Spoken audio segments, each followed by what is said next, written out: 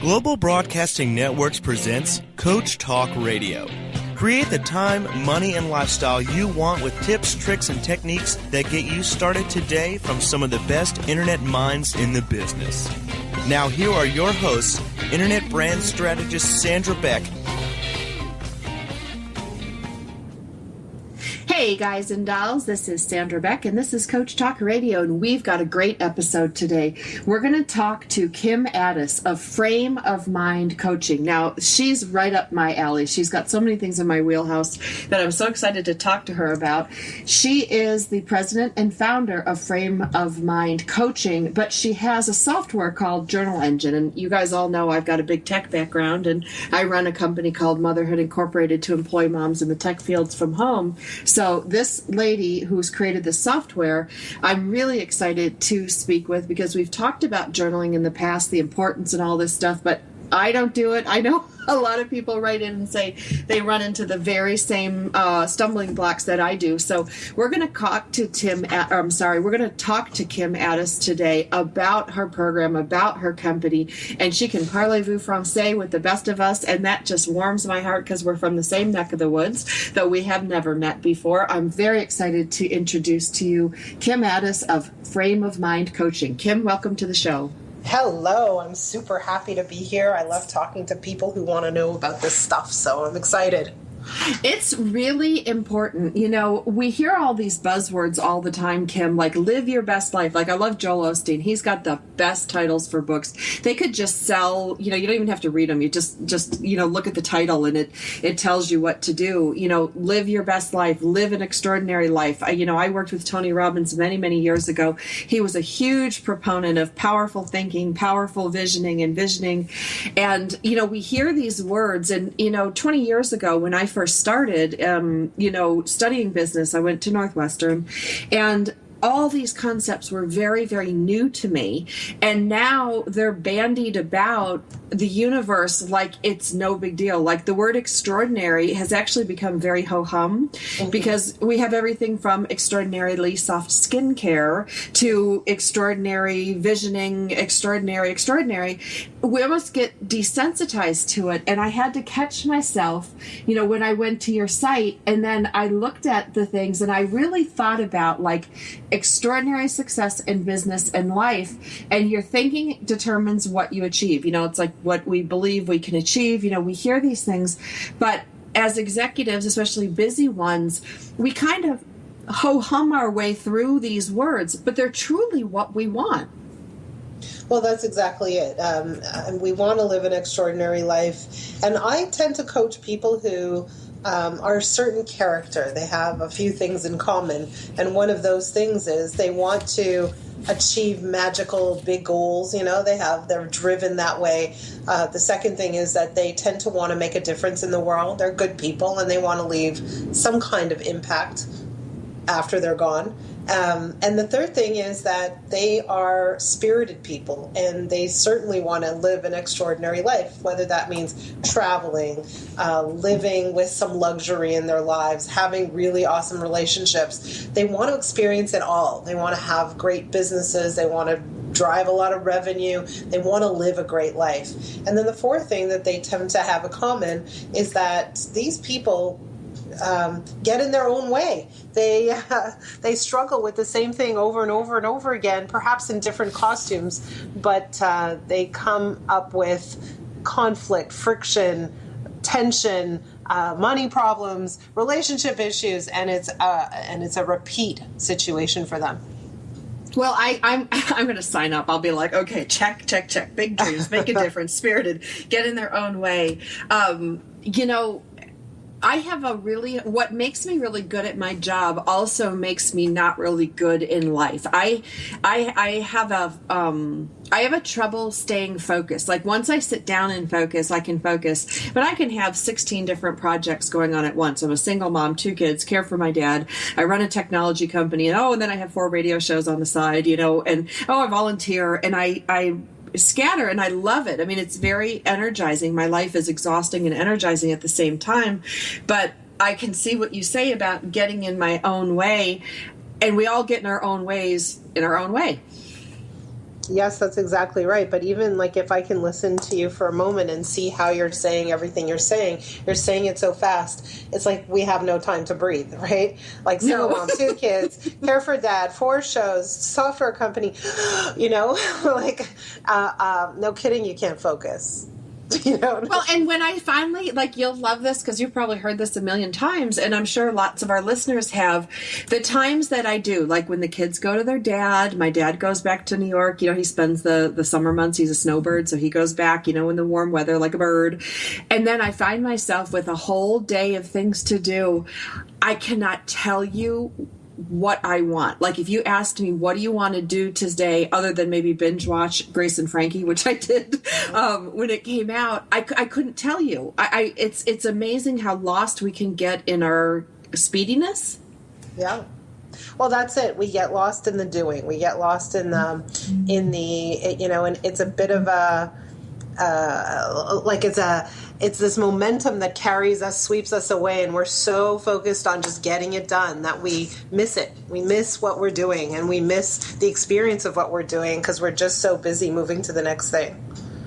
Well, and the thing is, it's not an unhappy place to be. I was excited to come on the air today and talk to you and learn some new things, and I was excited to get up at 5 and run around like a lunatic and ran over the school. Like when you're an energetic person, to tell me to stop and smell something is hard for me. Well, look, nobody said for you to stop and smell anything. The question is your pace, is your method, is your style, is your approach working for you? If it is, carry on your way. If it's not, if it's creating problems for you, then perhaps it would be wise to take a moment, not hours, but a moment to just examine it.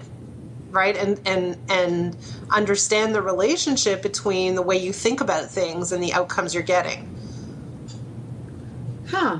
Okay, because I'm one of those people that automatically assume I'm doing something wrong, and then there's some wise sage out there that can direct me, and that happens a lot. I get a lot of wise sages that come my way, especially on the radio. So why do you automatically assume you're doing something wrong? Where does that come from? What's that about? I can tell you, it's being the youngest in a big family. Like, you're wrong, you don't know, and I hear the chatter monkeys in my head, of my family going, nope, that's not how you do it. You have to do it this way. And I come from a family of engineers, which is really funny for me to be such a frenetic goofball and have my finger in so many pies. And my family, my sister's a nurse, my brothers are engineers, one's a rocket scientist for NASA, and they put everything down on paper, and I have it all in my head. Mm. So do you not trust your head? Sometimes. I mean, my gut, I actually follow my gut more than my head, if you were to ask me. Okay, and does that clash with the style of your family? Oh, clash wouldn't even begin to discuss it. It would be more like, what is she doing now? Like my dad has it best. He's like, my sons are engineers, my daughters are nurses, and he goes, and my other daughter, yeah, she's herself. Okay. And it's funny how that comes with a little bit of negativity. And so you walk around, and while you're sharing it with us with humor, right? Oh, it seeps in. It lands somewhere, and it plays a role. Even if it's a quiet, silent, minuscule role, it plays a role. Absolutely. And the role is that there's some measure of self-doubt that comes out probably on a regular basis. And we can start to pick that out. We can start to find that. We can flesh that out just by your statement that says, I always assume I'm doing something wrong. Yes. And your assumption may be that everybody assumes they're doing something wrong, but that's really not the case. Well, I think some people fit nicely into boxes. Like I've been walking this earth for over 40 years, and it really took me till about 40 to realize that it's okay not to fit neatly into life's boxes. And I think a lot of entrepreneurs fall into that case, especially software entrepreneurs. We tend to be a little weird. Well, yes, all entrepreneurs tend to be a little weird. And I find that the weirdness is really what propels them forward a lot of the times, and it's what gives them the creativity and the passion to do what they're doing. Well, absolutely. If I got up every morning and I didn't think about all my goofball ideas, some of these goofball ideas have made a lot of money and created a much better world for people. So I'm truly proud of what I do, but it doesn't fit neatly like into those, my kids are taking those bubble tests right now, where you have only 4 choices and you got to fill in the bubble. Yeah. When you don't fit in the bubble, I think it's a little harder for you to come to the conclusion that you're okay just the way you are. Well, and if you have doubts that you are okay, then how does it affect your relationships? And how does it affect your parenting? And how does it affect your leadership? Right? It affects you. And it affects you in ways that are completely unconscious to you. You're not aware of it. You kind of maybe feel it if you're an intuitive person. I feel like something's off. In fact, I think you said that earlier today. Something's off. Yeah, something's off. Something's off. Yeah. And it's great because this is like, I love this because A, it's like my free coaching hour, but B, I think, people who aren't familiar with different types of coaching think that coaching should fall a certain way. And there are times, Kim, like this session that we just had on the air where I got what I need for probably half my day today, and I can happily go on and create a lot more. Now, was there any technical knowledge exchange? Maybe, maybe not, but you helped me look at things in a different light, and I think that's where coaching really shines. I would agree with you. When we coach people in the frame of mind coaching method, it's really not a traditional coaching model, right? When we think about coaching, we think about goals and achieving goals and creating a plan and holding people accountable to plans. Would you agree with that? Oh, absolutely. Right. And so we fall far, far away from that model. In fact, I would go so far as to say, I don't know who's listening, I would go so far as to say is that the accountability model of coaching is actually unethical at best and detrimental at worst.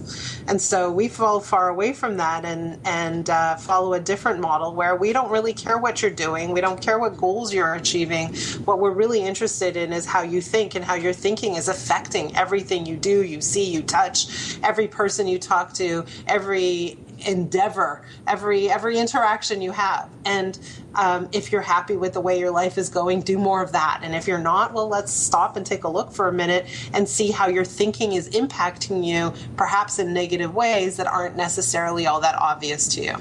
There you have it, Kim Ades, frameofmindcoaching.com. We're going to come back with more with her after the break.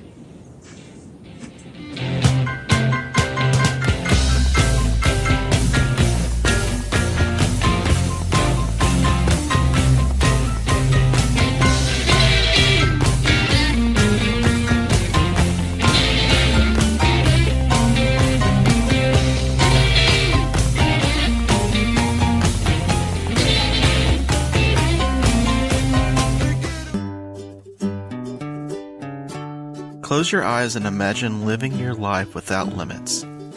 Where would you go? Who would you meet? What would you do? During an Uncover Your Hidden Genius session, you will discover what's keeping you from living your life with purpose, passion, and fulfillment of your potential. You'll get a clear vision of the steps you need to take to uncover your hidden genius so that you can live a life without limits. Sessions can be done over the phone, Skype, or in person.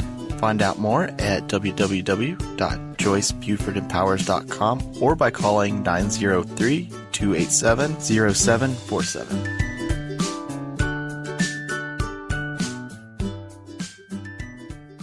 It's the Fitness Minute with fitness expert Annette Hammond. Have you ever felt that you're too busy to exercise? That is a common excuse and one that is used quite often. But the reality is, we make time for what is important to us. We all get 24 hours in a day, and it's simply a matter of prioritizing and managing your time. If you have time to watch your favorite television program, get a manicure, or read a book, you have time to exercise.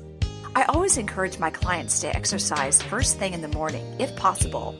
Roll out of bed 30 minutes earlier, put on your exercise clothes, and head outside for a brisk walk or run, or head to the gym. Get it done early before the demands of the day interfere with your exercise schedule. Starting your day off with exercise is energizing, invigorating, and mood enhancing. For the Fitness Minute, I'm Annette Hammond. Taking care of business every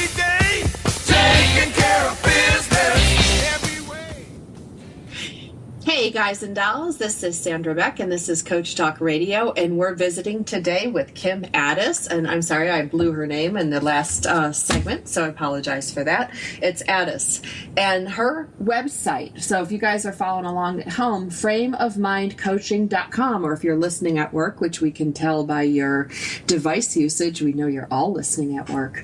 We're going to talk today about a little bit about the different types of coaching, because I think coaching as a word gets a bad rap. And there are coaches who are babysitters, there are coaches who are comforter and nurturers and validators, and then there are information dense coaches. But I really, what I've heard so far about with Kim was that she is a thought coach, and we all know, or at least we hope we know, that our thoughts determine our outcomes many, many times in the day. And Kim, I'd love for you to share a little bit about your practice and how you work, because thought coaching is a little bit different than the typical babysitter coaching. And, just don't even use the word accountability, because it always makes my skin crawl. Well, let's just spend like 2 more minutes on accountability, if you don't mind, because I think you're right. It's something that people are highly attracted to. And when we think about coaching, we think about accountability. And I mentioned before the break that, accountability-based coaching can actually be dangerous. So let's just look at it for 2 minutes. Sure. When let's say I'm coaching you and I hold you accountable and you do all the things you're supposed to do and you make progress and it works, what happens when I go away? I stop making progress, right? Well, or and so what I've actually done is I've created a relationship of dependency where you're dependent on me in order to make progress. And to me, that's not very ethical. As a coach, my job is to help you create independence, not dependence, right? And so that's on one level. And that's on a positive level, like, you're making progress, things are working, it's good. On a very, very dangerous level, if you come to me for coaching, presumably you're coming to me because you're having trouble achieving your goals by yourself. Would you agree with that? Absolutely. So, and how do you feel about yourself when you're not making progress on your own? Ugh, awful. Not that great. And so if you come to me and accountability doesn't work, in other words, if we agree that you're going to do X, Y, and Z next week and you only do Y and you haven't done X or Z, we say Z in Canada, then what? You just don't feel good, right? You feel worse. In fact, the whole reason you came to me just increased. In other words, the problem has exacerbated. It's become worse. You feel worse than when you started. And I'm contributing to that because of the model I'm asking you to follow in the accountability setting. So at best, it's unethical. And at worst, it's actually rather detrimental. And so how do we coach people and what's different about it? Well, we're looking at how they think. So here's what happens normally. We always begin with a 10-week coaching period. And it's those first 10 weeks that are very foundational. And what happens in those 10 weeks is there's a call every week. Every call is recorded. And we ask our clients to listen to the recording every week before the next call. And the reason we do that is we want our clients to start to become familiar with their sound, their words, their tone, their stories, their emotional state, and start to become observers of their own thinking. When you can see yourself think, when you can catch yourself thinking, when you can catch yourself falling into a trap and stop yourself from going there, you become much, much more independent or much more powerful and able to control your own thinking and turn it towards where you want it to go. The second piece in the coaching process is that we ask our clients to journal every single day for the duration of the coaching period. So at the beginning of the week, they receive a journaling question or a journaling prompt. And they start journaling, and their journal goes to their coach. Their coach reads and responds to the journal. So they're in dialogue with their coach every single day for that full 10 weeks. So it's very intimate, it's very intense, but the distance they travel in that 10 weeks is like remarkable. It's astonishing. Oh, I bet it's profound because, I just liken it to, I'll go back and listen to, I've been doing this radio thing for like 8 years now, and I can go back and listen to certain shows, where we talk intimately, like we're talking now. We talk about me, we talk about you, or not you personally, but you get the point. I tell you my feelings, and I can go back and go, wow, I can see what state of mind I was in, or your frame of mind, at that point, and how I kind of wrote my own outcome just by the way I was thinking, because you're really talking about managing your mind as much as like what's your personal narrative, your personal stories, Yes.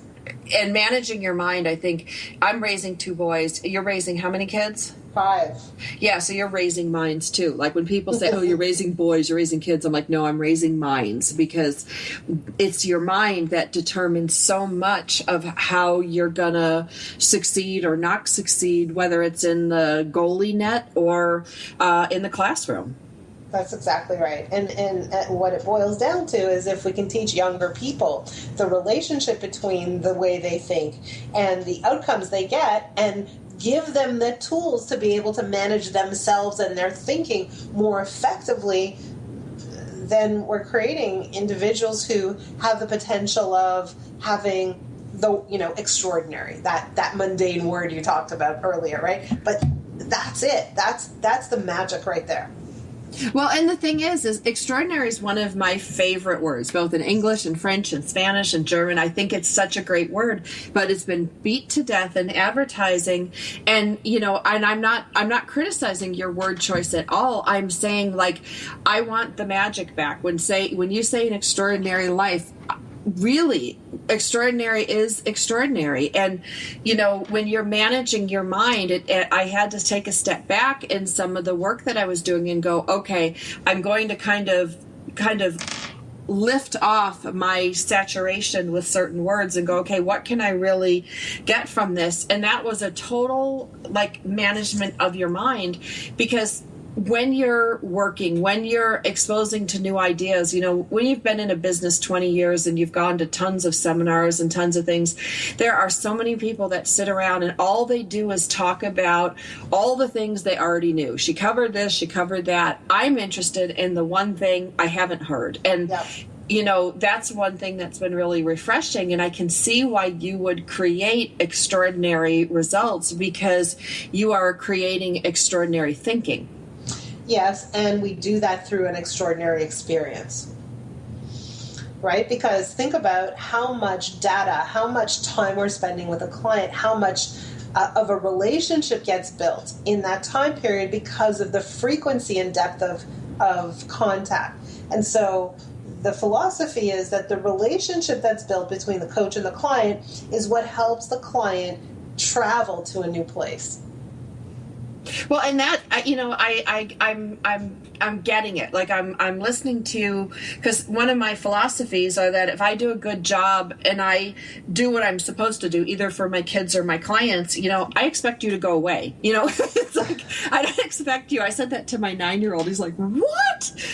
But really, as a parent, our job is to raise these children so that they can live full and independent lives. And I work with clients in my business and technology, and I expect them to go and create, full and rich companies and full and rich products and things like that. And they can come back to me for what I call tune-ups. But you're right, there's the dependency that's created that is just, it's kind of weird and uncomfortable, and it doesn't serve anybody.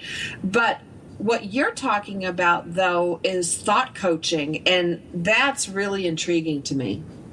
It's very interesting because what we do is when we ask people to journal, we are able to see the patterns of thinking that they have adopted over the years. We're able to see their beliefs, their perspectives, their values, and we're able to see the relationship between all of that and the outcomes, the results that they're getting in their lives. Right? So if they have a tense relationship with their spouse, or if they have a business partner where they're constantly bickering or constantly, not trusting each other, and these are all related to one another.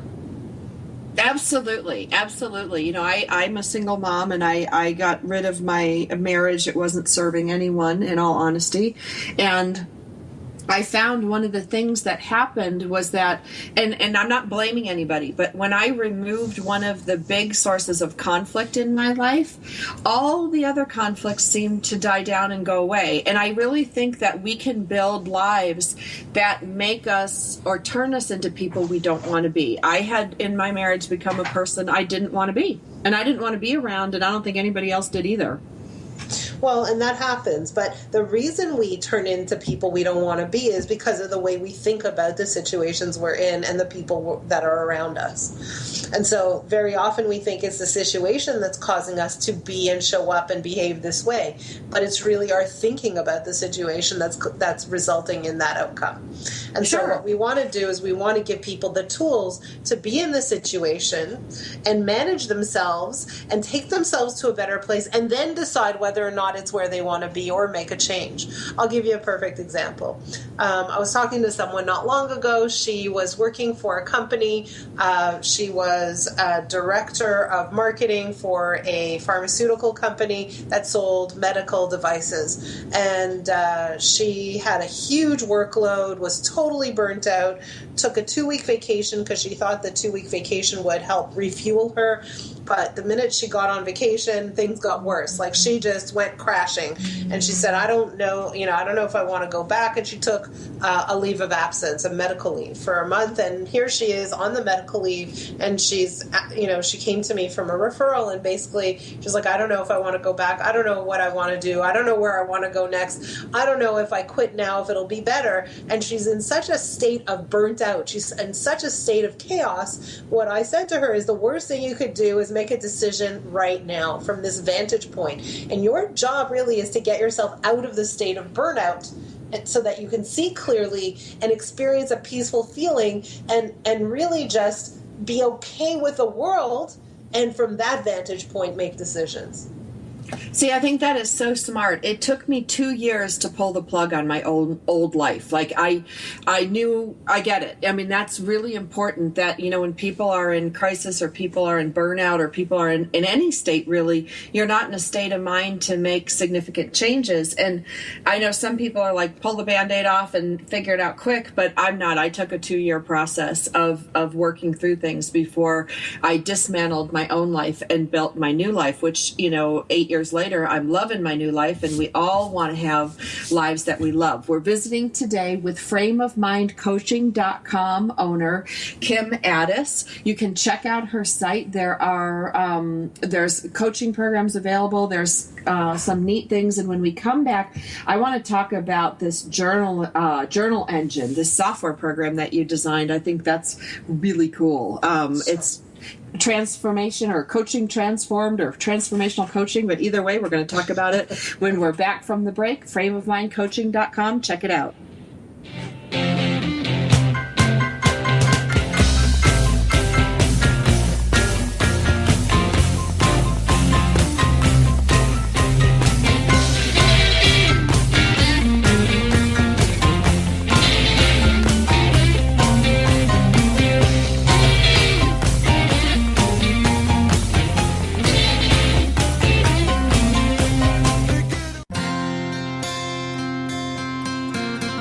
Would you like to know how to bring more ease to all the decisions you need to make in life? Knowing your core values is the first step in Joyce's free live masterclass. You'll discover your top 5 core values in as little as 45 minutes. Join her now at freegiftfromjoyce.com.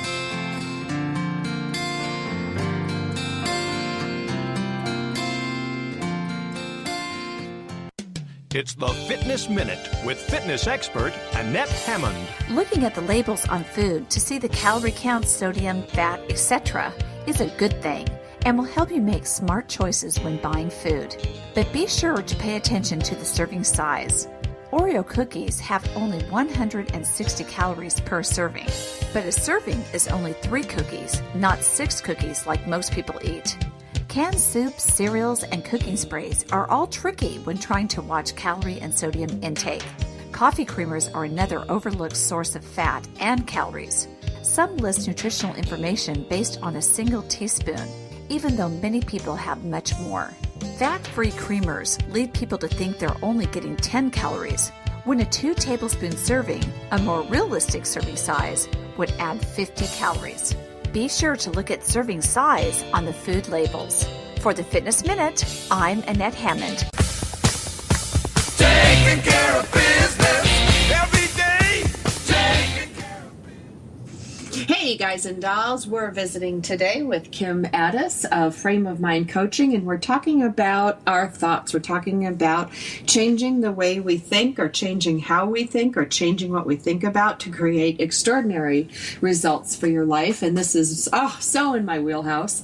And we're going to talk now about Journal Engine. And this is your program. This is your platform. You got to tell me, what is it? I mean, I'm a failed journal. I'm a journalist. I have a journalism degree, which is really funny. But I bet you I have 100 journals that I've written, like the first 12 pages in the journal, and then it goes in a pile and Okay, so what is Journal Engine? Journal Engine was designed as a product exclusively to serve my clients. That's all it was initially. We love that. So when and I'll take you back, and whoever's listening, you can enjoy this story.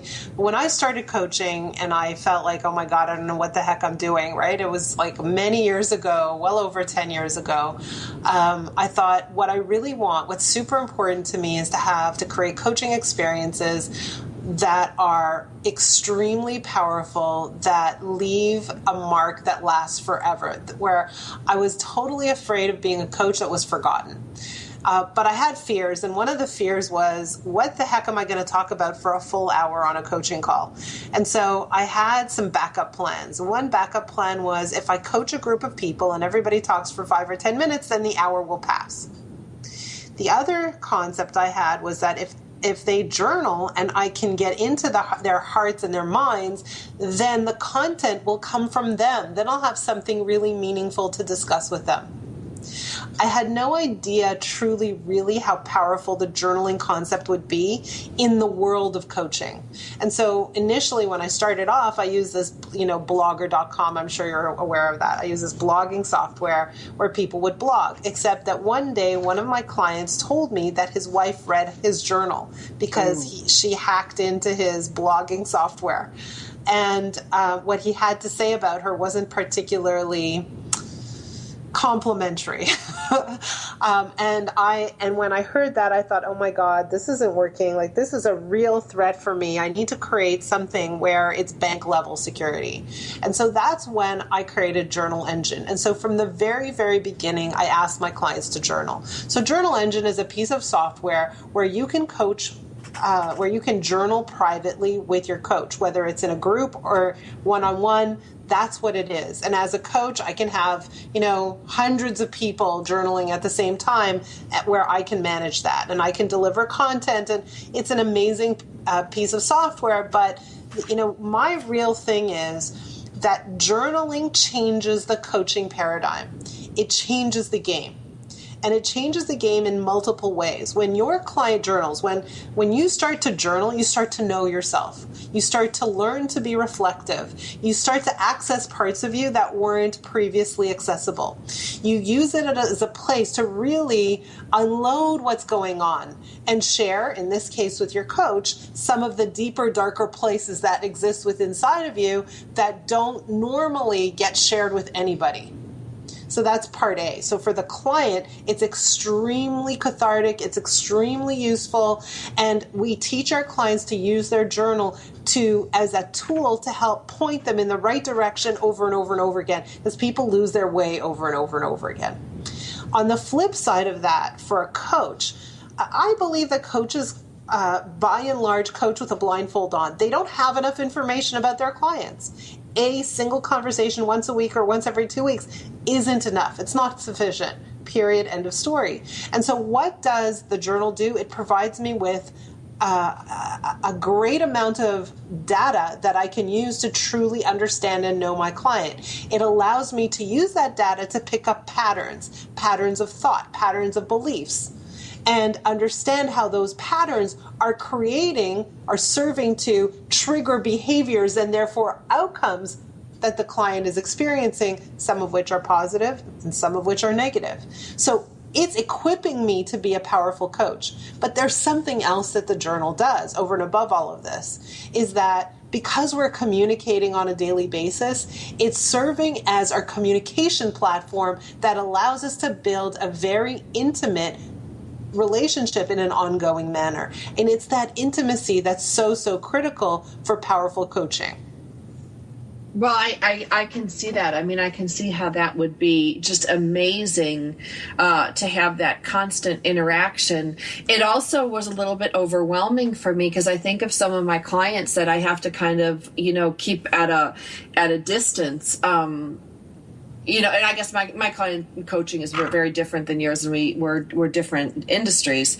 But it's interesting to me to go, you are drawing your clients in and drawing them fully, and here I am in technology, and I like to stay in technology because I'm very comfortable with machines, probably more comfortable with machines than people. Yes. And I get these clients that want to talk to me every day, and I'm like, oh! I don't even want to talk to my own children every day, and I love them. Right. I think but I can see where it would be extraordinarily helpful. Now, let's switch gears for a moment here. Let's say we've got somebody listening today who wants to journal, who sees the value or at least wants to try it. Can they sign up and get their own account, or do they have to be with a coach? So they can get their own account, of course, and it's a journaling platform. It's just a place for you to journal. You can customize it and make it your own, etc. But certainly they can go to journalengine.com and experiment with your own private customizable journal. Having said that, if somebody is listening here and they want to journal, and they want to journal in a community of other journalers, and they want to be able to submit their journal to a coach, and they want to be able to get feedback on their journal, and they want to get maybe a little bit of coaching, the recommendation is Frame of Mind Essentials. And so with that program, you get a journaling prompt every 3 weeks, and you're able to journal in a group where you are allowed to submit your journals twice a month to a real coach, a frame of mind coach, for review. And so that's a different experience, right? It's not a software, it's more of a coaching program. Well, and it's like kind of going on, like a really sophisticated and safe Facebook, like, where you're going to go put something up but you have licensed professionals or people who are in the industry giving their comments or working with you. Is that kind of community?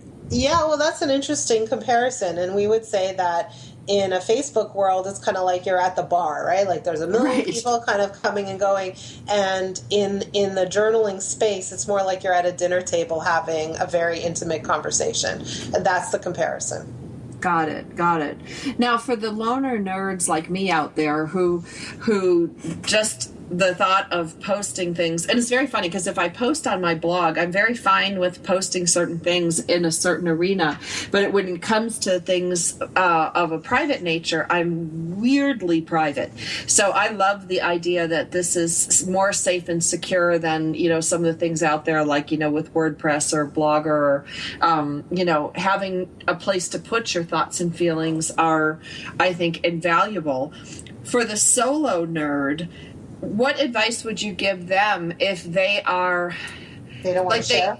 Yeah, because I'm you not don't really have to share. You don't have to share. But here's a place where you would get journaling prompts or questions. And part of the game of journaling is that here's a place for you to think about things that you don't ordinarily have time to think about. Here's the place where you're kind of exploring your life, all aspects of your life. And when you can get a journaling question to help you go there, you're expediting, you're becoming more efficient. And you're touching questions that you're like, wow, that's a great question. If I give some thought to that question, that could seriously change my life. So give me an example, because I'm having a hard time conceptualizing. I see like on LinkedIn and Facebook, people pose these thought-provoking questions, and I'll actually sit there and think about it and formulate an answer, but not post it. It's like for my own edification. But sure. Give me an example of what something like that might look like. I'll give you 2 examples. How's that? Even better. For whoever's listening, I'm going to give you 3 journaling questions. And I'll even go so far as to say, if anyone wants to do this, take me up on this offer, write the questions down, answer the questions in a journaling format and send them to me, and I will personally provide you with a coaching call. Now, I want to say this. The only reason that I offer this opportunity is because most people will not take me up on it. Yeah, I wouldn't. I'd be scared. Right. Okay. So, but here it is. You have a coach who's extremely experienced and exposed and offering you a complimentary coaching call based on your journal. So here are the 3 questions. Write them down. And if you don't want to take me up on it, don't take me up on it, but do the exercise anyway. So here's the assignment. Question number 1, what is it that you really, really want? And so why are there 2 reallys? Because the focus is on what do you really want for yourself, not what does somebody else want for you, what is expected of you, what do you really, really want? Number 2, what would my life be like if I never had it, and why is this important to me? Okay, so what's the meaning of this? Why is it important to me, and could I live if I never had what I really, really want? Would that be okay? And number 3 is, what's preventing me from having what I really, really want right now? Now, that's a trick question, because when you start to list all the reasons that you don't have what you really, really want, that's the beginning, that's the starting point of identifying the beliefs that are getting in your way. That's the starting point. And that's where the magic starts, when you start to uncover those questions. So do that assignment. So that's, an example of a journaling prompt, or a 3-part journaling prompt that could have a profound impact on you. But Huge. Huge. I'll give you an example of a story that I had with a client. So one of the journaling prompts we use with our clients is we ask them to write down, like literally script an ideal conversation. And so they can pick anyone. They can pick someone in their present, in their past, someone who's dead, someone who's alive, someone who's famous, anybody, someone they wish to meet, a romantic partner, anything they want. And so one of my clients, who was an executive in an IT company, she wrote down a script between her and the Obama administration. And her desire was to become the Secretary of State. And okay, I'm going to pause you. We're going to give a cliffhanger right now. Okay. We're going to go to commercial break. So if you want to find out what this IT lady was going to say to the Obama administration, which I'm at the edge of my seat, this is so exciting, you're going to have to come back after the commercial break. We're visiting today with frameofmindcoaching.com, Kim Ades. And Kim, what was the journal website? Journalengine.com. Journalengine.com. So check out Frame of Mind Coaching and journalengine.com. When we come back from the break, Kim Ades is going to tell us more about what this answer is that this lady gave, but we're going to talk more about what trips us up in our journaling. So if you're having trouble staying consistent with your journaling like I am, you're going to want to come back after the break. This is Sandra Beck from Coach Talk Radio. We'll be back in a few.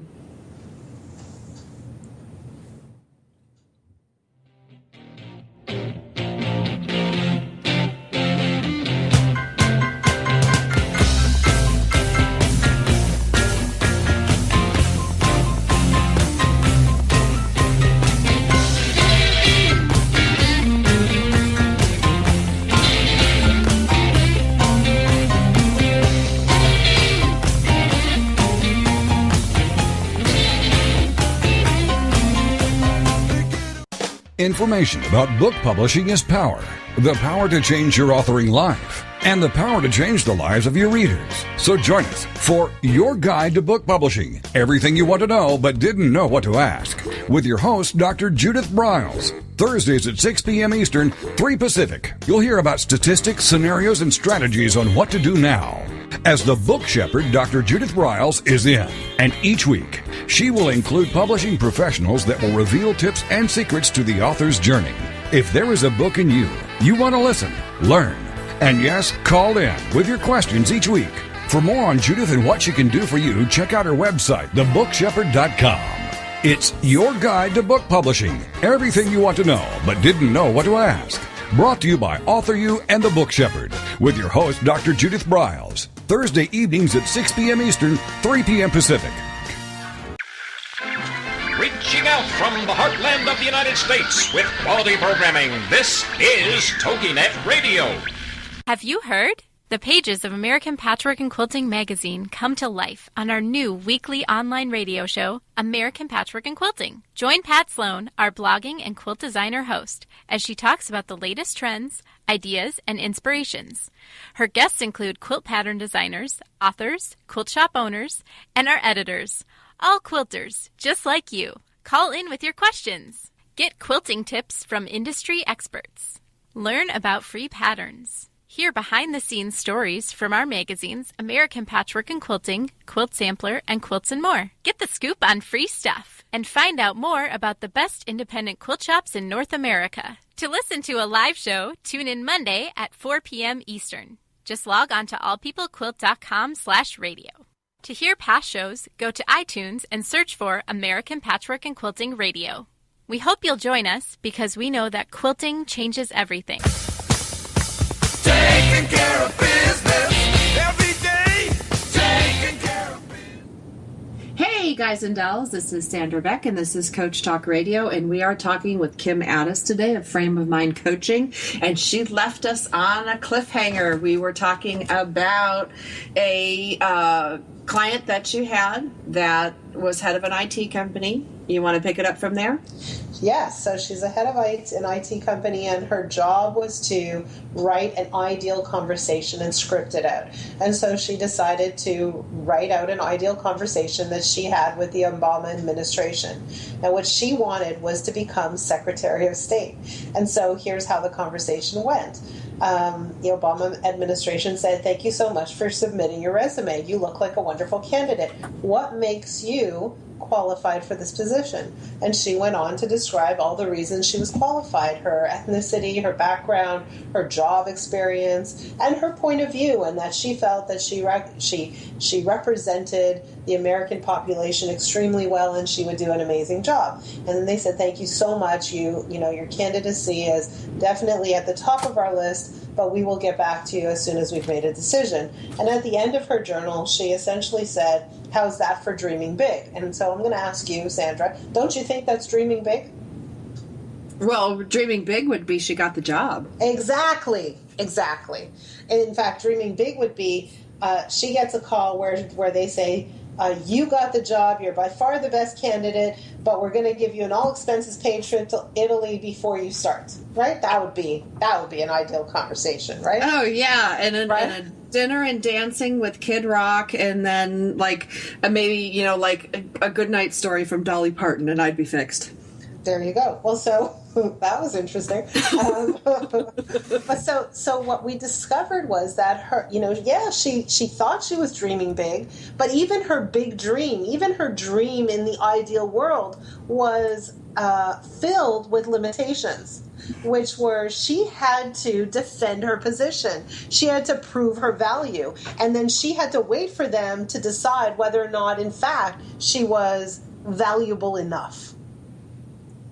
And I think sometimes too, Kim, don't you think, I'm not, I grew up not far from you, outside of Buffalo. And so the viewpoint was that, well, San, you could marry a chicken farmer, or you could marry a corn farmer, or you could marry somebody maybe that works at Kodak and have a couple kids. And, if you did really good, you'd have a boat and a lake house. And that was really my frame of reference. That was dreaming big for me until I got a scholarship to Northwestern, and then I was hired right out of Northwestern and brought to Los Angeles. And it was only then when I met these Beverly Hills clients that I'm like, wow, you're dreaming big and my dreaming big, it's two different things. Because you can't know what you don't know. Exactly. Well, and that's the thing. But you also don't know because it's it's invisible to you. You can't see where your big dreams are experiencing interference by your thinking and your beliefs. And in her case, her belief is, I have to work for what I earn. I have to work hard. I have to prove my value. Things don't just come to me just because I'm awesome. I have to demonstrate that I'm awesome before I get something. And what we noticed was, in her case, that was a pattern in her life. Everything that she got came to her, and it was a result of hard, laborious work. Wow. Right? And so when you're asking me about journaling questions or prompts, these questions, any question really, can be extremely telling, really informative to help us understand how a person thinks and how their thinking either propels them forward or truly holds them back. And it's an innocuous kind of journaling question. It just looks like fun and, playful. The truth is that when I had another one just recently, and it was a conversation with a woman who, that ideal conversation where she was just totally blasting off this previous employer and saying, you so-and-so, she used some very descriptive terminology there, but, I'll show you, and, you didn't treat me properly, and now look at me, I'm successful, and I'm going to totally, crush your business as a competitor. And I'm like, whoa, this is what's going on for her now. That experience from the past is still alive and fresh today. Oh, sure. I've got tons of people like that, the broken records, and they don't realize it. And it's just in there waiting for revenge or waiting for payback or waiting for whatever. What do you do with someone and I'm going to be straight up here. When you said, what is it that you really, really want? My answer is, I don't know. And when you said, what would it be like if I didn't have it? I'd be like, well, I don't know, because I didn't have it, and I'm kind of directionalist. I wouldn't, well, not really directionalist, but I'm not really sure what my next step will be. And then what's preventing me from having it is knowing what it is. So let me share with you this. I believe that everybody knows what they want, but many of them are afraid to access it, and many of them are afraid to state it. Why? Because there's something preventing you from being comfortable seeing yourself in that other light. So you're holding yourself small, and I see that over and over and over again. So you might say, well, I kind of know what I want, but the vision is too grand for me to share, or that's not realistic, or who am I to have all that? That's a pipe dream. Well, but what if you're a type A overachiever? Like I look at my bucket list, and I really, truly do. I'm really trying to pay attention and learn from you. And I have, I wanted to write a book in my 20s. Okay, I wrote a couple books. I want to live on a ranch. Okay, well, I own my ranch now. Well, I want to see the world. I traveled around. I want to have kids. Okay, my kids are 9 and 12 now. And there's not really an overwhelming desire to be married in my life at this point. I enjoy my life, and I'm happy. So does that mean I've lost my edge or I'm lazy? Not at all. Do you think you're lazy? I don't think you're lazy. Listen to your talking speech. There's nothing lazy about you.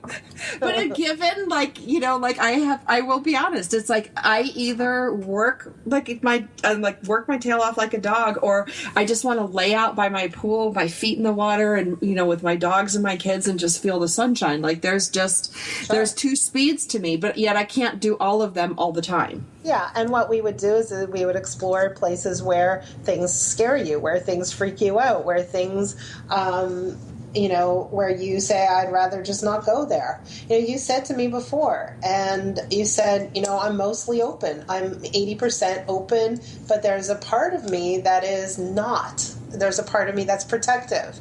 Well, in that protective part of you is where the gold lies. It's where the discovery needs to be made. It's where we would explore what it is that you truly want, that you're afraid to share with the world. It's there. You're just keeping it tucked away for now. It's safer. Yeah. I don't know. I have to think about that. I mean, I really appreciate your point of view, and I really appreciate what you have to say. I don't know. I don't know, because I guess that 20% that I tuck away is just for me. Yeah, I understand, but and there is no reason why it needs to be for anybody else. But the question is, are you truly in touch with that? And is it a place that carries pain? And if it does, and you're keeping it for yourself, how what's the charge level like? And yeah. So, there's all kinds of questions there. And, I don't know what we're talking about, right? So I'm kind of exploring. And as a coach, there's a certain measure of instinct that comes into play that says, I see in front of me this super energetic, capable, highly driven, and I'll use the word again, extraordinary woman, and yet there's a piece of her that is cautious, and I wonder what that's about. Yeah, me too. Like the way you put it that way, I'm fascinated to dive in, like to that, that old 20%. I'm like, okay, am I truly in touch with, what's the charge? I'm like, I've written all these notes down because I do think everybody has that. No matter how content you are in life, there's always some little bit in there that you can chew on. Yeah, that's right. That's right. And really what, my recommendation for anyone who's interested in their own journey is to really stop for a minute and take stock of where they are. And so don't take massive action. Don't just forge ahead. It's stop for a minute and see what your bearings are, see what direction you're pointed in, and we help people do that. On our website is an assessment. It's a frame of mind assessment, just to take a snapshot of where you are. And once you're done that assessment, there are some journaling questions right there as well. You would have the opportunity to review the assessment findings with a coach.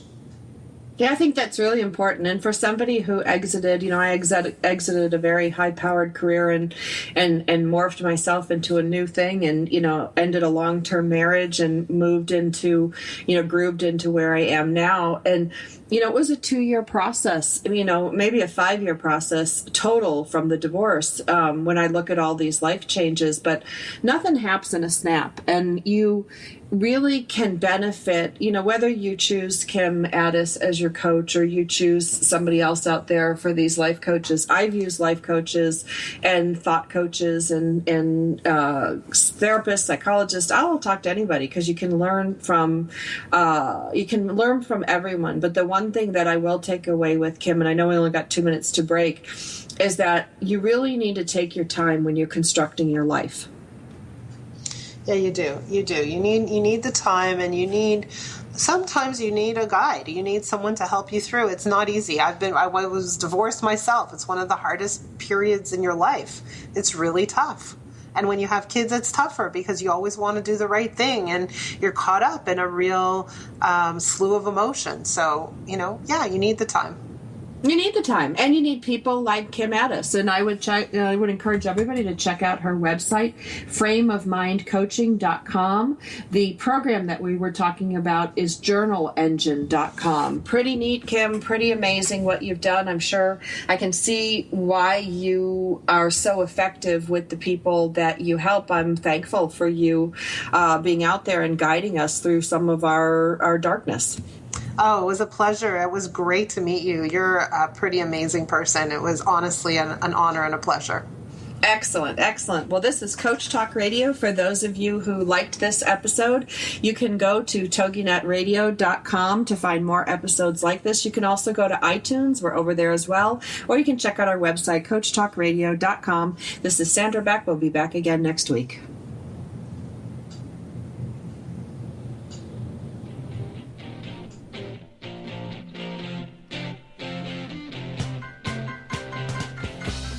Thank you for listening.